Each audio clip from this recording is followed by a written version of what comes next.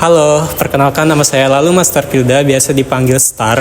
Saya dari angkatan 23 kelas D. Halo, perkenalkan nama saya Maya Fabrigina. Saya angkatan 24. Halo semuanya, kenalin aku Faiza Nadia Camelia. Aku HI angkatan 2023.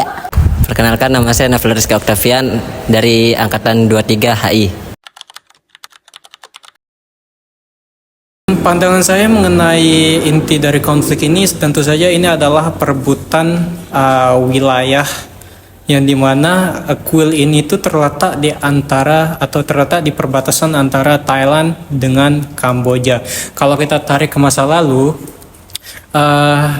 kedua negara ini mempunyai bangsa. Dulu kalau Thailand namanya bangsa Siam, kalau Kamboja namanya bangsa Khmer. Nah, bangsa Siam dan Khmer ini saling berebut kekuasaan, tetapi akhirnya sebelum tahun 1907 itu kuil ini diduduki oleh bangsa Siam. Nah, tetapi setelah Prancis menjajah Kamboja pada tahun 1907 itu Prancis membuat peta yang dimana memasukkan wilayah kuil itu bagian dari wilayah Kamboja, yang dimana sebelumnya wilayah itu sudah dikuasai oleh bangsa Siam. Sehingga akhirnya setelah Kamboja ini tidak lagi dijajah oleh Prancis, Kamboja ini akhirnya memutuskan ke Mahkamah Konstitusi untuk mengklaim bahwa kuil ini jadi bagian mereka. Tetapi pihak Thailand tentu saja menggugat bahwa peta yang dibawa oleh Kamboja untuk mengklaim wilayah kuil itu tidak sesuai atau tidak ada fundamentalnya lah.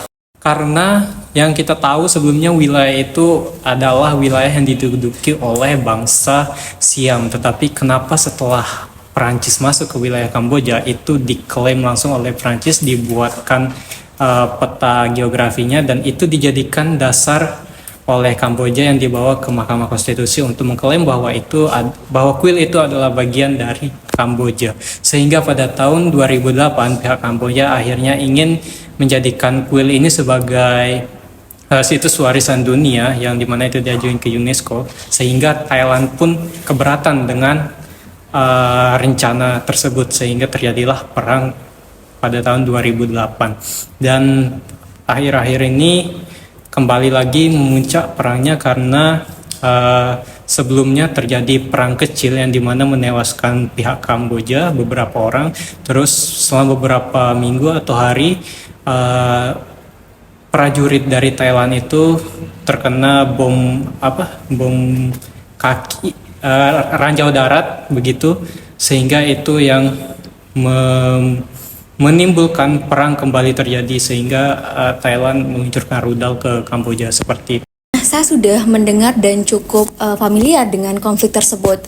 Menurut saya ini bukan hanya sekadar sengketa batas wilayah biasa, tetapi juga menyangkut simbol sejarah yang tentunya penting bagi kedua negara tersebut.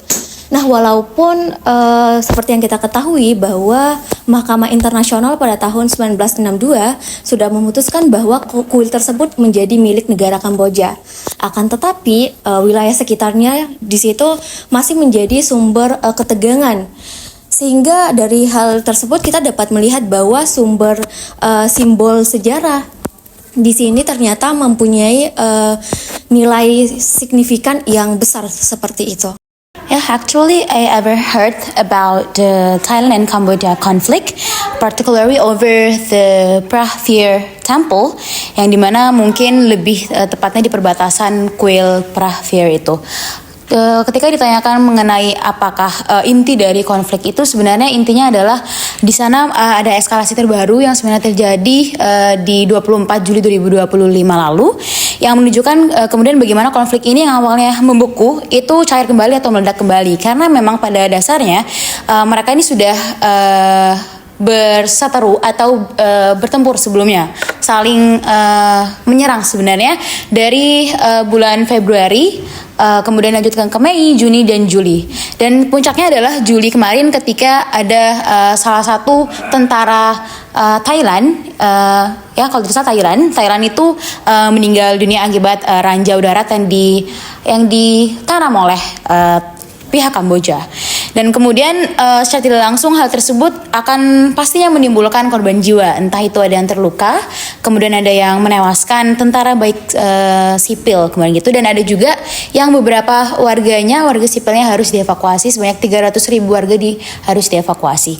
Dan seperti yang sudah dikatakan sebelumnya, ini mencuat bukan hanya di bulan Juli ini, tapi sebenarnya dari bulan Februari ketika turis-turis atau orang-orang di sana itu tidak diperbolehkan untuk menyanyikan lagu kebangsaan di sana.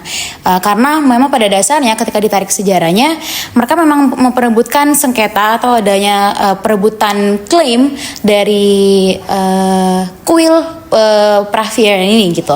Dan ini sudah muncul sebenarnya dari zaman Kekaisaran Siam dan Kekaisaran Khmer di abad ke-11 yang dibangun pada saat itu. Dan uniknya lagi, dinamika domestik mereka itu juga semakin diperkeruh suasananya karena ketika di Thailand itu terjadi namanya civil military gitu. Setelah Perdana Menteri dari Pongcham Siwantra diskors karena adanya percakapan mereka bocor seperti itu. Dan kemudian karena tadi ditarik sejarahnya, itu adalah ada konflik yang punya akar sejak era kolonial gitu. Dari sisi sejarah sebenarnya konflik ini berakar dari sengketa itu tadi, perebutan kuil Pravier itu, yang kemudian sebenarnya itu berawal dari adanya ketika Perancis sebagai penjajah Kamboja membuat peta topografi di tahun 1907. Nah, peta itu hanya mengklaim bahwasannya kepemilikan di wilayah kuil tersebut punyanya Kamboja. Otomatis yang dimana pada saat itu Thailand juga bagian dari perbatasan wilayahnya, mereka merasa tidak menerima dan menggugat juga.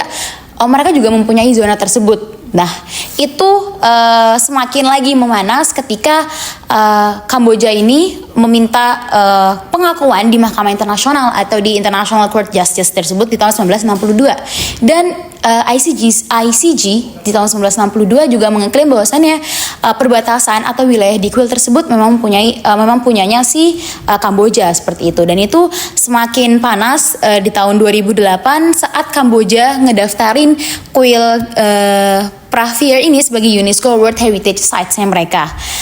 Dan kemudian karena Thailand juga merasa tidak terima, karena itu mungkin mereka merasa dan mengklaim itu juga bagian dari daerahnya mereka. Kemudian Thailand menolak karena adanya sovereignty mereka tidak dihargai, dan sejak saat itu pola konflik itu terus berulang, entah dari segi diplomatik, simbolik, bahkan militer, dan mereka saling menarik staf atau kedutaan besar mereka di masing-masing negara mereka. Sebenarnya yang dari saya baca ini merupakan kesalahpahaman ya, karena yang saya baca itu pada tahun 1962 tuh Kamboja ini sudah secara resmi kuil Pravier itu merupakan bagian yurisdiksi dari Kamboja gitu. Nah, namun puncak konflik ini pada tahun 2008 karena waktu itu organisasi UNESCO itu mengklaim bahwa kuil Pravier ini sebagai sebagai warisan dunia gitu, jadi milik bersama. Namun Thailand salah menafsirkan karena menganggap itu sebuah kayak sebuah afirmasi gitu untuk Kamboja bahwa itu miliknya Kamboja gitu. Menurut saya pribadi ya, situs sejarah seperti kuil ini memiliki nilai ganda. Mengapa demikian? Yang pertama tentunya sebagai warisan sejarah, dan yang kedua sebagai simbol legitimasi nasional. Jadi jika kita melihat konflik ini sebenarnya bukan semata-mata persoalan budaya, melainkan juga mencerminkan klaim politik, nasionalisme, dan kontrol signifikan atau strategis ya terhadap wilayah perbatasan.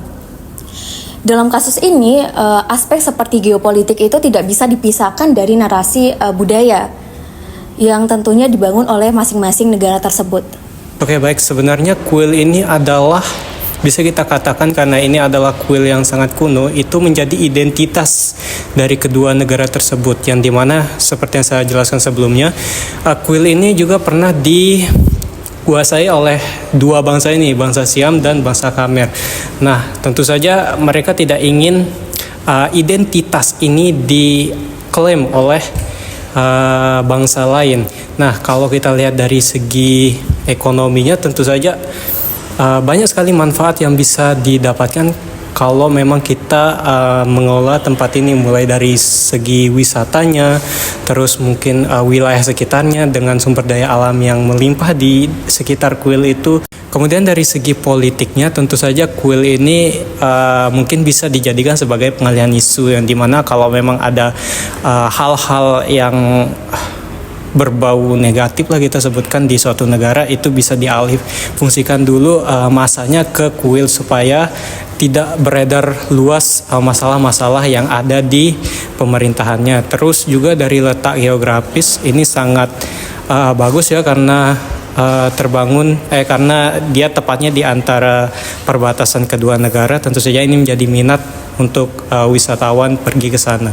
Sebenarnya kalau kita lihat dulu nih ya, kuil itu sebenarnya banyak dimanfaatkan tempat-tempat budaya seperti itu untuk mengklaim hak teritorial sebuah negara gitu. Jadi kuil ini bukan merupakan sebuah simbol bukan sebuah simbol spiritual saja, melainkan menjadi representasi identitas nasional gitu. Dan banyak sekali gitu sebuah tempat-tempat wisata seperti kuil itu dijadikan hak klaim teritorial gitu, dimanfaatkan lah gitu. As an international relations student gitu ya, I would agree that cultural heritage sites, especially those like Preah Temple, are not merely about preserving the past, tapi tentang legitimizing the present atau masa lalu gitu. Dan ketika kedua negara ini memperebutkan satu situs budaya, itu bukan hanya mereka memperebutkan artefak sejarahnya atau bangunan terdahulunya mereka, masa lampau mereka, tapi melainkan tentang siapa yang memiliki hak untuk menarasikan sejarah, mengklaim ruang, dan juga memperkuat identitas kebangsaannya. This is not only about whose ancestors built the temples, it's about who controls the narrative, the territory, and the political influence. Nah, dalam kacamata hubungan internasional, warisan budaya itu merupakan alat simbolik sekaligus politis gitu. They are never just about the past, they shape the power struggle of the past, of the present, atau mereka juga menggambarkan atau membentuk power di masa lalu gitu. Kemudian permasalahan warisan budaya ini juga merembet kepada dimensi-dimensi yang lain gitu, dimensi yang jauh lebih luas lagi terkait kepentingan politik di masing-masing negara. Nah, dalam aspek dimensi kedaulatan itu pasti sangat berkaitan erat dengan kedaulatan gitu, karena kita membicarakan tentang batas wilayah kedua negara gitu, yaitu kedaulatan teritorial kedua negara. Dan kemudian situs budaya seperti kuil berada di titik-titik sensitif di area geopolitik di antara keduanya. Nah, dalam kasus kuil ini, perubatan sengketa ini, keputusan Mahkamah Internasional ICJ tahun 1962 menetapkan kuil berada di wilayah Kamboja, namun Thailand tetap menggugat adanya zona tersebut juga milik mereka, seperti itu. So the temple becomes a proxy battlefield, not a third national border gitu. Sengketa ini tidak terlepas dari warisan kolonial, di mana yang saya jelaskan tadi terkait peta topografi Prancis di tahun 1907. Dan ini sebenarnya menjadi salah satu cuatan atau percikan api sebenarnya dalam konflik yang terus berulang ini gitu. Kemudian the cultural heritage ini kind of become a weapon to claim the land sebenarnya. Dan karena kepentingan politik itu banyak gitu ya, bukan cuma tentang kedaulatan dan tidak terlepas juga dari pengakuan. Oleh karena itu, kuil ini sering juga dijadikan sebagai fondasi narasi sejarah nasional sebenarnya. Dan situs budaya juga memerankan nation building gitu, di mana upaya mereka dalam membangun lagi yang namanya narasi nasionalisme suatu negara mereka masing-masing. Dan dalam konflik sengketa kuil Preah Vihear ini, Thailand dan Kamboja sama-sama menggunakan kuil tersebut sebagai upaya mereka dalam membangun legitimasi mereka baik secara historis atas kebenaran di masa lalu mereka gitu. Jadi antara Kekaisaran Khmer dan Siam itu memiliki past mereka atau masa lalu mereka masing-masing. Nah, jadi ketika salah satu negara mengklaim lawan, bisa diartikan sebagai mereka tuh menyangkal sejarah mereka sendiri. Kalau mereka mundur, berarti secara otomatis mereka tuh menyangkal adanya mereka tuh memiliki hak akan sejarah tersebut, seperti itu. Dan kemudian juga sebenarnya situs budaya kemudian dijadikan sebagai alat negara oleh para elit politik, yang dimana dalam hal ini sengketa atau kepemilikan dari kuil Pravier ini digunakan oleh Kamboja sebagai alat untuk bahwasannya kita nih membela kedaulatan negara kita gitu. Jadi kuil tersebut berada di wilayah kita atas pengakuan ICJ. Jadi secara tidak langsung para elit politik menganggap bahwasannya kita itu sangat-sangat aware dengan kedaulatan kita, dengan sovereignty kita. Sementara itu di sisi lain Thailand ini sangat-sangat direndahkan oleh warga negaranya, dikarenakan mereka ini menganggap warga negaranya, citizennya menganggap bahwa elit politik mereka tidak mampu untuk mendorong atau membela kedaulatan mereka, karena mereka tahu bahwasannya kuil ini tuh ternyata berada di perbatasannya dan diklaim dan diakui di perbatasannya si Kamboja ini. Secara tidak langsung mereka tuh melemahkan adanya integritas dari elit-elit politik yang ada di Thailand. Kalau saya sih lebih ke arah realisme ya, karena negara Thailand ini seperti karena ada sebuah kekuasaan gitulah, ada yang dicari gitu untuk dipertahankan gitu, seperti sebuah teritorial gitu. Jadi kalau tidak salah masuknya ini security dilemma, karena pada tahun 2011 itu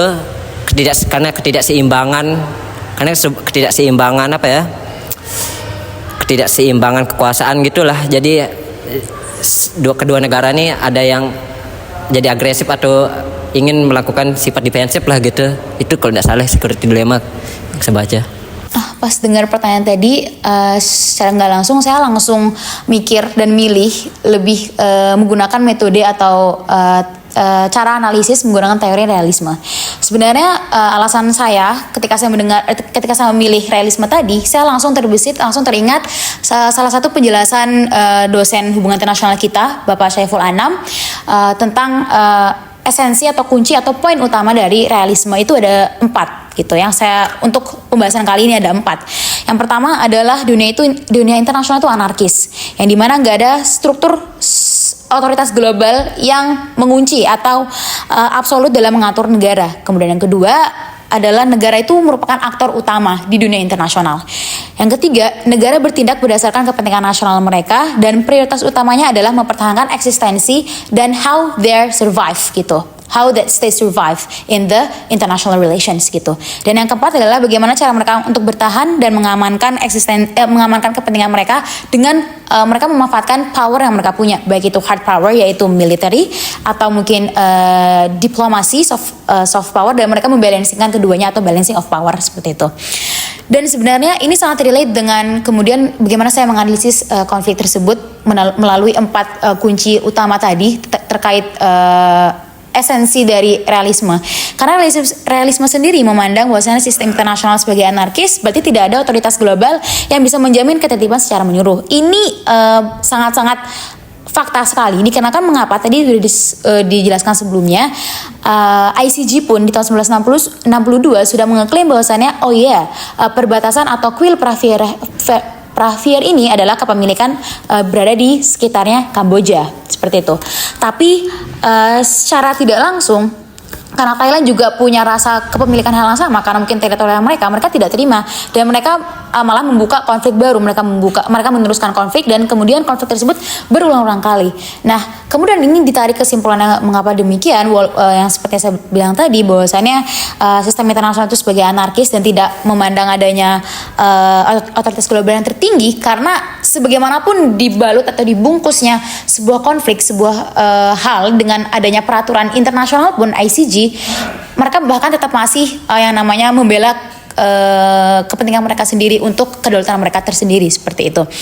Dan dalam kerangka ini negara adalah aktor utama yang sebenarnya bertindak demi kepentingan nasional, bukan semata-mata karena nilai budaya yang tadi mereka mungkin ada unsur budaya dalamnya, bukan hanya seperti itu. Dan kuil yang diperebutkan ini, Pravier ini bukan cuma kuil tua, tapi juga sebagai simbol identitas nasional baik bagi Thailand baik bagi si Kamboja juga gitu. Dan sebenarnya bagi Kamboja, kuil ini tuh merupakan warisan dari kekaisaran kembar mereka. Dan bagi Thailand, letak geografis kuil yang lebih mudah diakses oleh orang-orang itu dari sisi mereka tuh untuk memperkuat klaim mereka atas kepemilikan teritorial di kuil tersebut gitu. Dan maka konflik ini tuh bukan cuma tentang who owns the temple, tapi lebih ke who controls the narrative, siapa yang mengontrol narasi sejarah tersebut gitu. Dan kemudian kuil ini digunakan untuk nation building tadi yang sebelumnya dijelaskan sebagai alat sebenarnya untuk memupuk rasa nasionalisme di kedua negara, kedua pihak negara gitu. Dan dalam situasi anarki anarki, masing-masing negara memang cenderung bertindak atas dasar self-help gitu, self-help atau mereka untuk menolong diri mereka sendiri, mengendalikan diri mereka sendiri dengan menggunakan power itu tadi, kekerasan, penyerangan, pengeboman atau militer mereka itu tadi. Untuk menjelaskan permasalahan ini tentunya mungkin saya akan lebih setuju kalau memakai teori konstruktivis. Kenapa? Karena teori konstruktivis ini membentuk negara itu negara itu dibentuk melalui identitas, norma, dan makna. Nah, seperti yang saya jelaskan tadi sebelumnya, bahwa ini bukan hanya konflik untuk memperebutkan wilayah, tetapi ini juga konflik untuk memperebutkan identitas suatu negara, yang dimana kuil ini sudah berada dari zaman dahulu, sudah mempunyai identitas yang sangat melekat di antara kedua negara. Tentu saja kedua negara itu tidak ingin melepas identitas dari kuil itu, sehingga mereka berbondong-bondong ingin mengakuisisi kuil itu sebagai bagian dari kedua negara tersebut. Nah, saya pribadi melihat konstruktivisme di sini cukup relevan karena konflik ini sebenarnya banyak dipengaruhi oleh bagaimana identitas nasional dan juga sejarah dipersepsikan oleh masing-masing negara. Nah, akan tetapi kita juga dapat melihat unsur realismenya di sini karena adanya kepentingan untuk mempertahankan kedaulatan dan juga posisi strategis dari masing-masing negara tersebut. Mungkin kita bisa menganalisisnya itu sangat-sangat secara realistis ya, bukan idealis mungkin. Tapi mungkin berbagai orang berbeda-beda perspektif. Tapi mungkin di perspektif saya akan menganalisisnya atau mengambil keputusan atau kebijakan mungkin memperlihatkan melalui pendekatan damai, tapi tetap melihat itu sebagai realisme pragmatis seperti itu.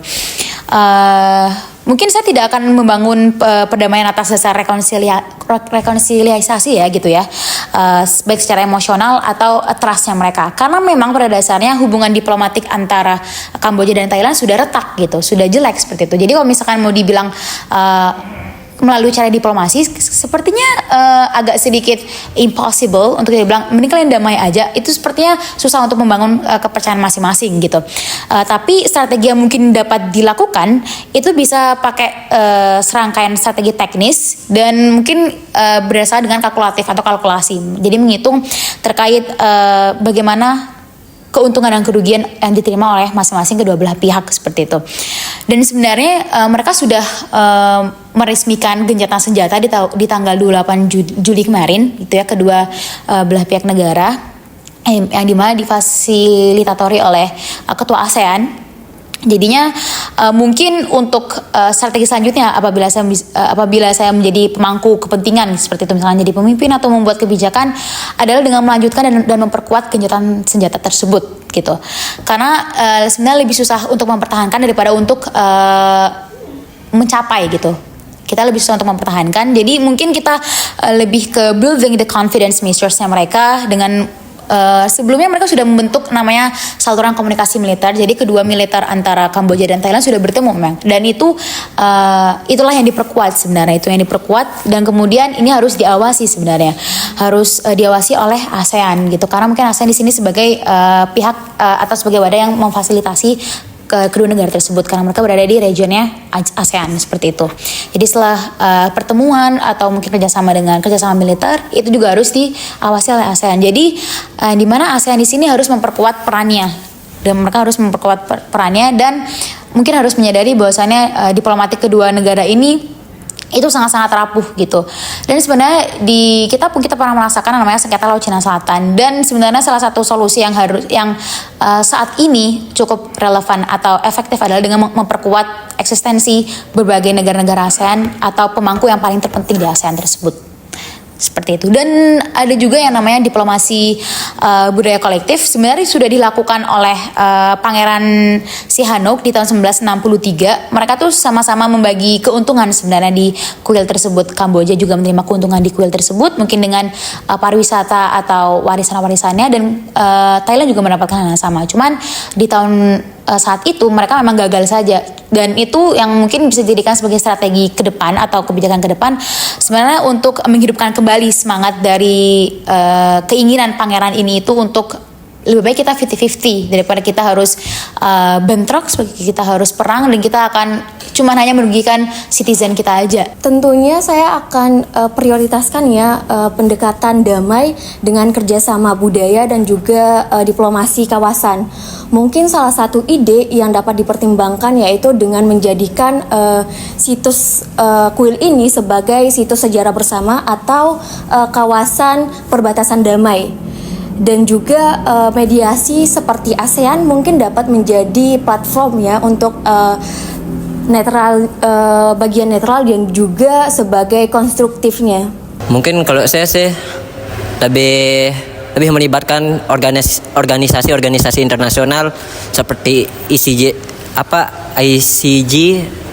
itu dan ASEAN sih, karena seperti yang kita tahu konflik ini berada di kawasan Asia Tenggara. Mungkin salah satu organisasi yang bisa kita libatkan juga yaitu ASEAN dan ICG.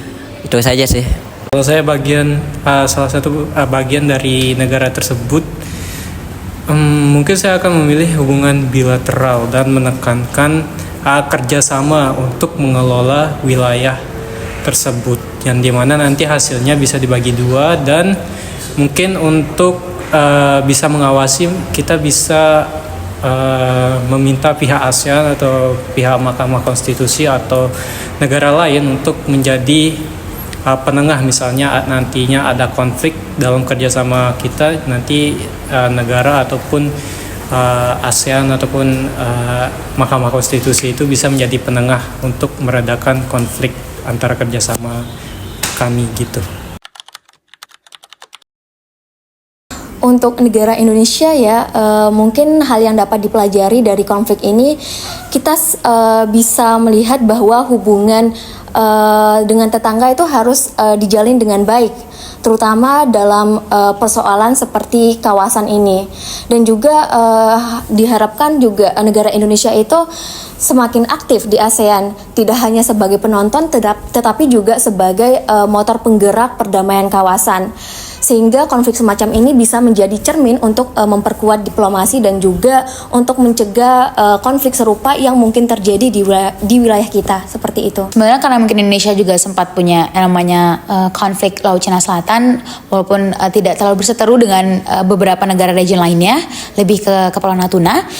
Hal yang perlu diperhatikan dari Indonesia aja, mungkin kita akan harus memperhatikan gitu ya, memperhatikan terkait perbatasan kita sendiri gitu.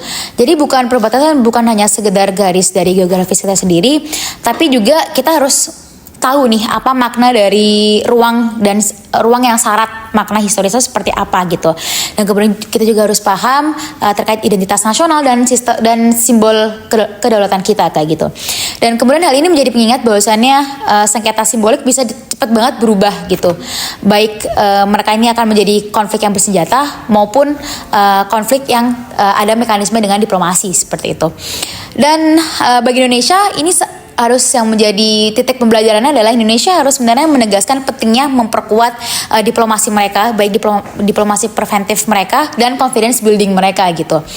Yang dimana karena Indonesia ini banyak sekali memiliki teritorial dengan negara-negara lain, jadi kita harus bangun lebih our confidence building, terus juga sama diplomasi preventif kita gitu. Itu yang menjadi pembelajaran bagi Indonesia sebenarnya.